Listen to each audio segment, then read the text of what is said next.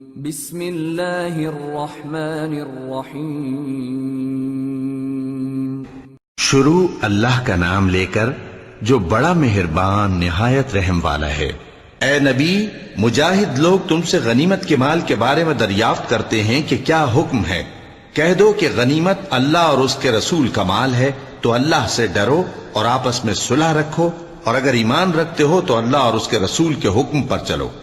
مومن تو وہ ہیں کہ جب اللہ کا ذکر کیا جاتا ہے تو ان کے دل ڈر جاتے ہیں، اور جب انہیں اس کی آیتیں پڑھ کر سنائی جاتی ہیں تو ان کا ایمان اور بڑھ جاتا ہے، اور وہ اپنے پروردگار پر بھروسہ رکھتے ہیں، اور وہ جو نماز قائم کرتے ہیں اور جو مال ہم نے ان کو دیا ہے اس میں سے نیک کاموں میں خرچ کرتے ہیں، یہی سچے مومن ہیں، اور ان کے لیے ان کے پروردگار کے ہاں بڑے بڑے درجے ہیں اور بخشش اور عزت کی روزی ہے۔ ان لوگوں کو اپنے گھروں سے اسی طرح نکلنا چاہیے تھا جس طرح تمہارے پروردگار نے تم کو تدبیر کے ساتھ اپنے گھر سے نکالا، اور اس وقت مومنوں کی ایک جماعت ناخوش تھی۔ وہ لوگ حق بات میں اس کے ظاہر ہونے کے بعد تم سے جھگڑنے لگے، گویا موت کی طرف ہانکے جاتے ہیں اور اسے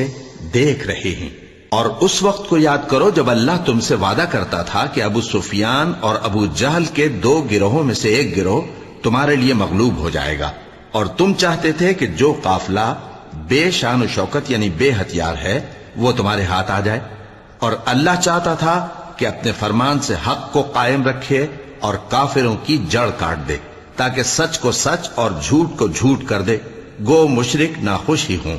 جب تم لوگ اپنے پروردگار سے فریاد کرتے تھے تو اس نے تمہاری دعا قبول کر لی اور فرمایا کہ تسلی رکھو، ہم 1000 فرشتوں سے جو ایک دوسرے کے پیچھے آتے جائیں گے تمہاری مدد کریں گے۔ اور اس مدد کو اللہ نے محض بشارت بنایا تھا کہ تمہارے دل اس سے اطمینان حاصل کریں، اور مدد تو اللہ ہی کی طرف سے ہے، بے شک اللہ غالب ہے، حکمت والا ہے۔ جب اس نے تمہاری تسکین کے لیے اپنی طرف سے تمہیں نیند کی چادر اڑھا دی اور تم پر آسمان سے پانی برسا دیا تاکہ تم کو اس سے نہلا کر پاک کر دے اور شیطانی نجاست کو تم سے دور کر دے، اور اس لیے بھی کہ تمہارے دلوں کو مضبوط کر دے اور اس سے تمہارے پاؤں جمائے رکھے۔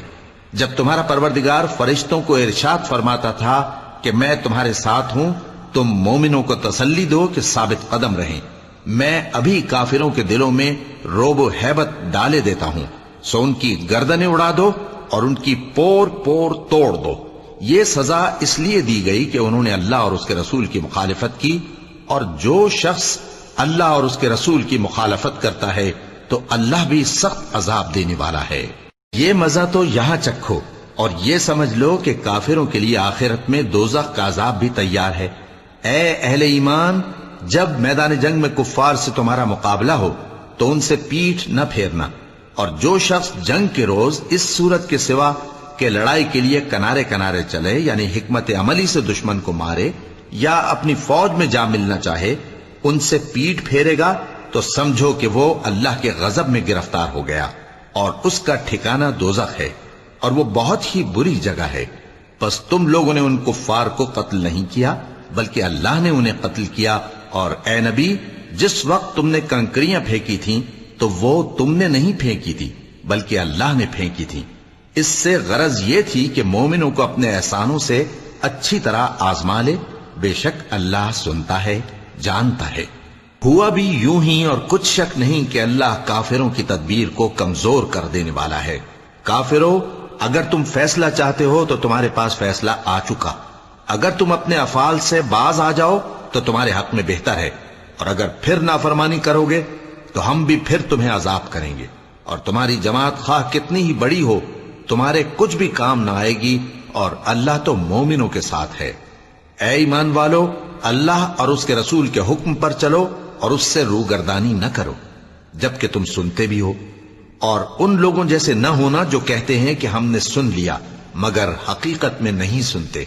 کچھ شک نہیں کہ اللہ کے نزدیک تمام جانداروں میں بدترین وہ بہرے گونگے لوگ ہیں جو عقل سے کام نہیں لیتے، اور اگر اللہ ان میں خیر کی طلب دیکھتا تو ان کو سننے کی توفیق بخشتا، اور اگر یوں ہی انہیں سنوا دیتا تو وہ منہ پھیر کر بھاگ جاتے۔ مومنوں، اللہ اور اس کے رسول کا حکم قبول کرو جبکہ رسول تمہیں ایسے کام کے لیے بلاتے ہیں جو تم کو زندگی جاوداں بخشتا ہے، اور جان رکھو کہ اللہ آدمی اور اس کے دل کے درمیان حائل ہو جاتا ہے، اور یہ بھی کہ تم سب اس کے روبرو جمع کیے جاؤ گے۔ اور اس فتنے سے ڈرو جو خصوصیت کے ساتھ انہی لوگوں پر واقع نہ ہوگا جو تم میں گناہگار ہیں، اور جان رکھو کہ اللہ سخت عذاب دینے والا ہے۔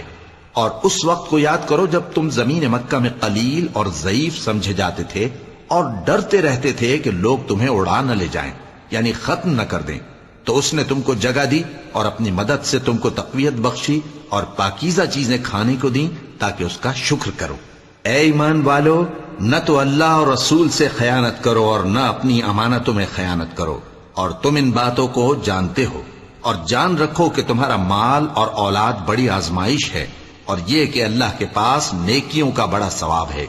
مومنو، اگر تم اللہ سے ڈرو گے تو وہ تمہارے لیے حق و باطل کا فرق ظاہر کر دے گا اور تمہارے گناہ مٹا دے گا اور تمہیں بخش دے گا، اور اللہ بڑے فضل والا ہے۔ اور اس وقت کو یاد کرو جب کافر لوگ تمہارے بارے میں چال چل رہے تھے کہ تم کو قید کر دیں یا جان سے مار دیں یا وطن سے نکال دیں، تو ادھر تو وہ چال چل رہے تھے اور ادھر اللہ تدبیر کر رہا تھا، اور اللہ بہترین تدبیر کرنے والا ہے۔ اور جب ان کو ہماری آیتیں پڑھ کر سنائی جاتی ہیں تو کہتے ہیں یہ کلام ہم نے سن لیا ہے، اگر ہم چاہیں تو اسی طرح کا کلام ہم بھی کہہ دیں، اور یہ ہے ہی کیا، صرف اگلے لوگوں کی حکایتیں ہیں۔ اور جب انہوں نے کہا کہ اے اللہ، اگر یہ قرآن تیری طرف سے برحق ہے تو ہم پر آسمان سے پتھر برسا یا کوئی اور تکلیف دینے والا عذاب بھیج دے۔ اور اللہ ایسا نہ تھا کہ جب تک اے پیغمبر تم ان میں تھے انہیں عذاب دیتا، اور نہ ایسا ہے کہ وہ تو بخشش مانگیں اور اللہ انہیں عذاب دے۔ اور اب ان کے لیے کون سی وجہ ہے کہ وہ انہیں عذاب نہ دے، جبکہ وہ مسجد حرام میں نماز پڑھنے سے روکتے ہیں، جبکہ وہ اس مسجد کے متولی بھی نہیں ہیں۔ اس کے متولی تو صرف پرہیزگار ہیں، لیکن ان میں کے اکثر نہیں جانتے۔ اور ان لوگوں کی نماز خانہ کعبہ کے پاس سیٹیاں اور تالیاں بجانے کے سوا کچھ نہ تھی، تو تم جو کفر کرتے تھے اب اس کے بدلے عذاب کا مزہ چکھو۔ جو لوگ کافر ہیں اپنا مال خرچ کرتے ہیں کہ لوگوں کو اللہ کے رستے سے روکیں، سو ابھی اور خرچ کریں گے، مگر آخر وہ خرچ کرنا ان کے لیے موجب افسوس ہوگا، اور وہ مغلوب ہو جائیں گے، اور کافر لوگ دوزخ کی طرف ہانکے جائیں گے تاکہ اللہ پاک سے ناپاک کو الگ کر دے اور ناپاک کو ایک دوسرے پر رکھ کر ایک ڈھیر بنا دے، پھر اس کو دوزخ میں ڈال دے۔ یہی لوگ خسارہ پانے والے ہیں۔ اے پیغمبر، کفار سے کہہ دو کہ اگر وہ اپنے افعال سے باز آ جائیں تو جو ہو چکا وہ انہیں معاف کر دیا جائے گا، اور اگر پھر وہی حرکات کرنے لگیں گے تو اگلے لوگوں کا جو طریقہ جاری ہو چکا ہے وہی ان کے حق میں بھی برتا جائے گا۔ اور ان لوگوں سے لڑتے رہو یہاں تک کہ فتنہ یعنی کفر کا فساد باقی نہ رہے اور دین سب اللہ ہی کا ہو جائے۔ اور اگر وہ باز آ جائیں تو اللہ ان کے کاموں کو دیکھ رہا ہے، اور اگر روگردانی کریں تو جان رکھو کہ اللہ تمہارا حمایتی ہے، اور وہ خوب حمایتی اور خوب مددگار ہے۔ اور جان رکھو کہ جو مال غنیمت تم کفار سے حاصل کرو اس میں سے 5واں حصہ اللہ کا اور اس کے رسول کا، اور اہل قرابت اور یتیموں کا اور محتاجوں کا اور مسافروں کا ہے۔ اگر تم اللہ پر اور اس نصرت پر ایمان رکھتے ہو جو حق و باطل میں فرق کرنے کے دن یعنی جنگ بدر میں جس دن دونوں فوجوں میں مٹ بھیڑ ہو گئی تھی، ہم نے اپنے محبوب بندے محمد صلی اللہ علیہ وآلہ وسلم پر نازل فرمائی، اور اللہ ہر چیز پر قادر ہے۔ جس وقت تم مدینے سے قریب کے ناکے پر تھے اور کافر دور کے ناکے پر، اور قافلہ تم سے نیچے اتر گیا تھا، اور اگر تم جنگ کے لیے آپس میں قرارداد کر لیتے تو وقت معین پر جمع ہونے میں تقدیم و تاخیر ہو جاتی، لیکن اللہ کو منظور تھا کہ جو کام ہو کر رہنے والا تھا اسے کر ہی ڈالے، تاکہ جو مرے بصیرت پر یعنی یقین جان کر مرے، اور جو جیتا رہے وہ بھی بصیرت پر یعنی حق پہچان کر جیتا رہے۔ اور کچھ شک نہیں کہ اللہ سنتا ہے، جانتا ہے۔ اس وقت اللہ نے تمہیں خواب میں کافروں کو تھوڑی تعداد میں دکھایا تھا، اور اگر بہت کر کے دکھاتا تو تم لوگ جی چھوڑ دیتے اور جو کام درپیش تھا اس میں جھگڑنے لگتے، لیکن اللہ نے تمہیں اس سے بچا لیا، بے شک وہ سینوں کی باتوں تک سے واقف ہے۔ اور اس وقت جب تم ایک دوسرے کے مقابل ہوئے تو کافروں کو تمہاری نظروں میں تھوڑا کر کے دکھاتا تھا اور تم کو ان کی نگاہوں میں تھوڑا کر کے دکھاتا تھا، تاکہ اللہ کو جو کام کرنا منظور تھا اسے کر ڈالے، اور سب کاموں کا رجوع اللہ ہی کی طرف ہے۔ مومنو، جب کفار کی کسی جماعت سے تمہارا مقابلہ ہو تو ثابت قدم رہو اور اللہ کو بہت بہت یاد کرو تاکہ مراد حاصل کر لو، اور اللہ اور اس کے رسول کے حکم پر چلو، اور آپس میں جھگڑا نہ کرنا کہ ایسا کرو گے تو تم بزدل ہو جاؤ گے اور تمہاری ہوا اکھڑ جائے گی، اور صبر سے کام لو کہ اللہ صبر کرنے والوں کا مددگار ہے۔ اور ان لوگوں جیسے نہ ہونا جو اتراتے ہوئے یعنی حق کا مقابلہ کرنے کے لیے اور لوگوں کو دکھانے کے لیے گھروں سے نکل آئے اور لوگوں کو اللہ کی راہ سے روکتے ہیں، اور جو اعمال یہ کرتے ہیں اللہ ان کا احاطہ کیے ہوئے ہے۔ اور جب شیطان نے ان کے اعمال ان کو آراستہ کر دکھائے اور کہا کہ آج کے دن لوگوں میں سے کوئی تم پر غالب نہ ہوگا اور میں تمہارا رفیق ہوں، لیکن جب دونوں فوجیں ایک دوسرے کے مقابل صف آرا ہوئیں تو پسپا ہو کر چل دیا اور کہنے لگا کہ مجھے تم سے کوئی واسطہ نہیں، میں تو ایسی چیزیں دیکھ رہا ہوں جو تم نہیں دیکھ سکتے، مجھے تو اللہ سے ڈر لگتا ہے اور اللہ سخت عذاب کرنے والا ہے۔ اس وقت منافق اور کافر جن کے دلوں میں بیماری تھی کہتے تھے کہ ان لوگوں کو ان کے دین نے مغرور کر رکھا ہے، اور جو شخص اللہ پر بھروسہ رکھتا ہے تو اللہ غالب ہے، حکمت والا ہے۔ اور کاش تم اس وقت کی کیفیت دیکھو جب فرشتے کافروں کی جانیں نکالتے ہیں کہ ان کے چہروں اور پیٹھوں پر مارتے جاتے ہیں اور کہتے ہیں اب آگ کے عذاب کا مزہ چکھو، یہ ان اعمال کی سزا ہے جو تمہارے ہاتھوں نے آگے بھیجی ہیں، اور یہ جان رکھو کہ اللہ بندوں پر ظلم نہیں کرتا۔ جیسا حال فرعونیوں اور ان سے پہلے لوگوں کا ہوا تھا ویسا ہی ان کا ہوا کہ انہوں نے اللہ کی آیتوں سے کفر کیا تو اللہ نے ان کے گناہوں کی سزا میں ان کو پکڑ لیا۔ بے شک اللہ زبردست ہے، سخت عذاب دینے والا ہے۔ یہ اس لیے کہ جو نعمت اللہ کسی قوم کو دیا کرتا ہے جب تک وہ خود اپنے دلوں کی حالت نہ بدل ڈالیں اللہ اسے نہیں بدلا کرتا،